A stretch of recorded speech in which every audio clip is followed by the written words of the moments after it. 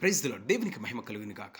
ఈ Lent days 14వ రోజున ప్రభువైన యేసుక్రీస్తు కృప మనందరికీ తోడై నడిపించును గాక. మనం గమనించినట్టయితే మన ప్రభువైన యేసుక్రీస్తు వారు ఈ భూలోకంలో ఉన్నప్పుడు అధిక సమయము ప్రార్థనలో గడిపి ఉన్నాడు. గెత్సెమనే తోటలోను, ఏకాంతముగాను, యూదయ అరణ్యములోను, కొండల్లోను, పర్వతముల మీద ఆయన ప్రార్థనలో గడిపి ఉన్నాడు. తన యొక్క శిష్యులు ఆయన ప్రార్థన చేసేది గమనించున్నారు.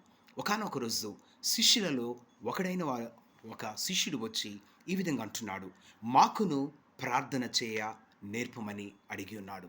ప్రియమైన వారలారా, ఈ ప్రార్థన అనేది మన యొక్క జీవితాలకు అతి ప్రాముఖ్యమైనది. పరలోకమందున తండ్రికి మనం ప్రార్థన చేస్తున్నప్పుడు మరియు మన ప్రభువైన యేసుక్రీస్తుతో మన యొక్క సంబంధము, సహవాసము మరియు స్నేహ స్వభావము అధికముగా మనము అభివృద్ధి పొందుతాము మరియు దేవునిలో వాడబడతాము, ఆశీర్వదించబడతాం. God bless you.